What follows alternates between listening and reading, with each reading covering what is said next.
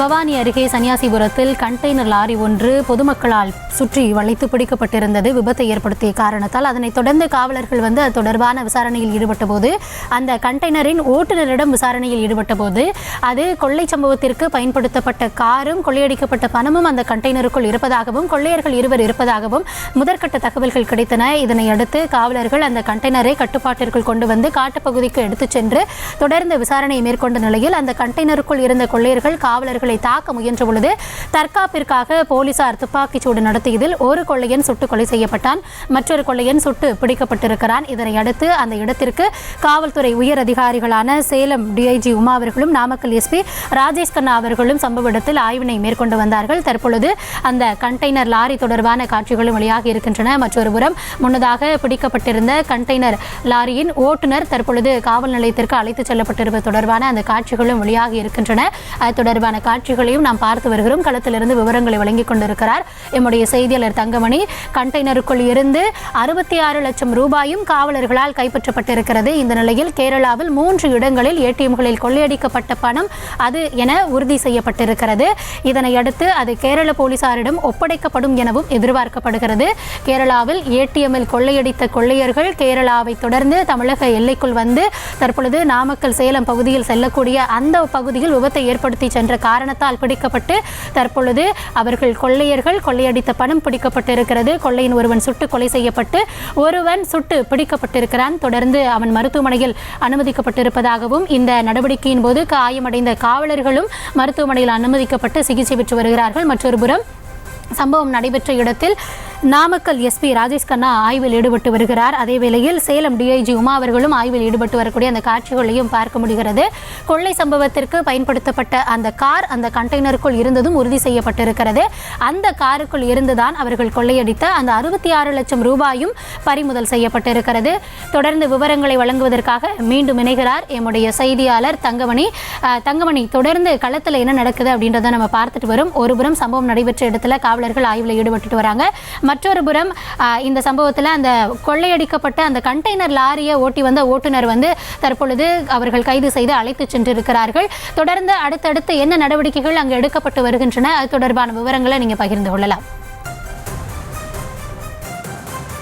கௌதமி, நிச்சயமாக நாம் தற்போது நின்று கொண்டிருக்கின்ற பகுதி நாமக்கல் மாவட்டம் வெப்படை செட்டியார் கடை பகுதியில் தான் தற்போது நாம் நின்று கொண்டிருக்கின்றோம். அதாவது காலை 8:30 மணியிலே இருந்தே இந்த பகுதி மிகவும் பரபரப்பாக காணப்பட்டு வரும் பகுதியாக திகழ்ந்து வருகிறது.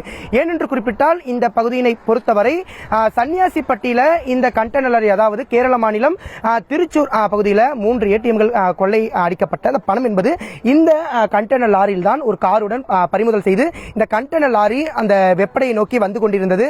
வெப்படை பகுதியில் விபத்துக்களை ஏற்படுத்தி பின்னர் சேலம் மாவட்டம் சங்கிரி பகுதியில் இந்த கண்டெய்னர் லாரி என்பது பொதுமக்களால் சிறைபிடிக்கப்பட்டு இந்த வட இந்தியர்களுக்கு தர்மடி கொடுக்கப்பட்டு போலீசாரிடம் ஒப்படைத்தனர்.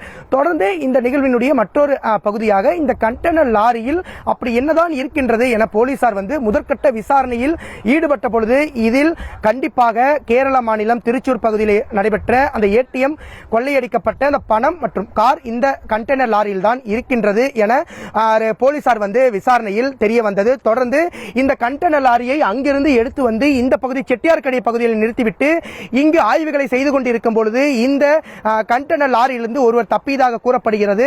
இந்த காட்டு பகுதியில் வைத்துதான் போலீசார் தப்பி சென்ற அந்த இளைஞரை என்கவுண்டர் என்பது செய்திருக்கின்றார்கள். அதே சமயத்தில் போலீசார்களுக்கும் படுகாயம் என்பது தற்போது ஏற்பட்டிருக்கின்றது. அதே சமயத்தில் இந்த கண்டெய்னர் லாரியிலிருந்து கைது செய்யப்பட்ட அந்த வட இந்தியர்கள் தற்போது வெப்படை காவல் நிலையத்தில் வைத்து விசாரணையில் ஈடுபட்டு வைத்திருக்கின்றனர்.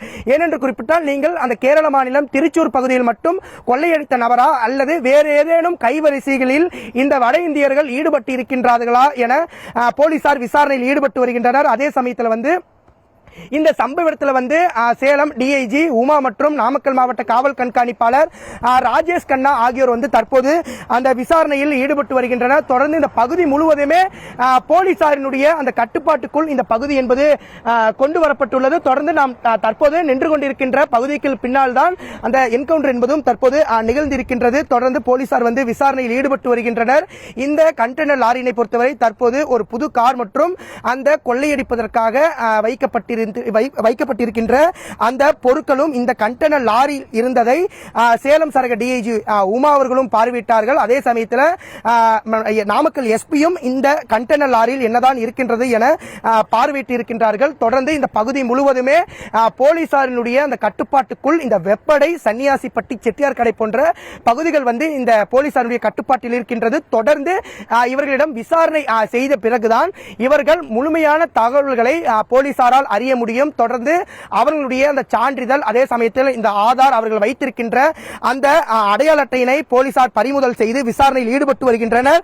தொடர்ந்து நம் காட்சியில் கூட பார்க்கலாம். அந்த என்கவுண்டர் நடைபெற்ற இடத்திற்கு ஆய்வு செய்த பிறகு தற்போது இந்த பகுதியை நோக்கி சேலம் சரக டிஐஜி, அதே சமயத்தில் நாமக்கல் மாவட்ட காவல் கண்காணிப்பாளர் ராஜேஷ் கண்ணா ஆகியோர் வந்து தற்போது இந்த பணியில ஈடுபட்டு வருகின்றனர். மேடம் வணக்கம். இப்ப தற்போது என்கவுண்டர் ஏதாவது நடைபெற்றிருக்கா? இப்ப மக்களுக்கு வந்து ஒரு 5 minutes இந்த எஸ்பி சொல்வாங்க, எஸ்பி கிட்ட கேட்டுக்கோங்க. ஒரு 5 minutes நடந்தது உண்மையான மக்கள் டீடைல்ஸ் கலெக்ட் பண்ணிட்டு சொல்றோம். இப்போ இந்த ஹாஸ்பிடல் போயிட்டு நான் உங்களுக்கு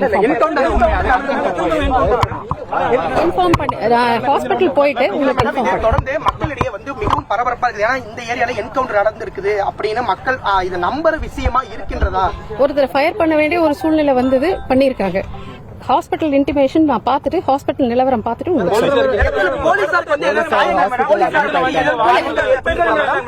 ஹாஸ்பிட்டல்ல அட்மிட் ஆகிட்டு எல்லாருக்கும் நாங்க தகவல் சொல்றோம். வெயிட் பண்ணுங்க, முழு தகவலை சொல்றோம். ஹாஸ்பிட்டல் போய் பார்க்காம எந்த தகவல் சொல்ல முடியும். 15 minutes உங்களுக்கு வந்து நாங்க பிரஸ் நடத்துறோம். ஹாஸ்பிட்டல் உறவினர்களும் இங்க வந்து உங்களுக்கு முழு தகவலும் நாங்க வந்து சொல்லுவோம். எங்களோட போலீஸ் வந்து ஹாஸ்பிட்டல் அட்மிட் ஆயிருக்காங்க. இப்போ என்னாச்சுன்னு சொல்லி பார்த்துட்டு அவங்க கிட்ட விசாரிச்சாதான் முழு தகவலும் உங்களுக்கு சொல்ல முடியும். முழு தகவலையும் உங்களுக்கு ஹாஸ்பிட்டல்ல இருக்க போலீஸை என்கொயரி பண்ணிட்டு அதுக்கப்புறமா உங்களுக்கு தர்றோம். இப்ப பள்ளிப்பாளையம் நாங்க போறோம். நாங்க எங்க போலீஸ் வந்து 2 பேரும் அங்க இன்ஜுரி ஆகி அட்மிட் ஆயிருக்காங்க. அவங்களுக்கு என்ன மாதிரி இது இருக்குன்னு சொல்லி நாங்க அவங்களை பார்த்துட்டு அவங்களை விசாரிச்சுட்டு உங்களுக்கு முழு தகவலையும் நாங்க சொல்லுவோம்.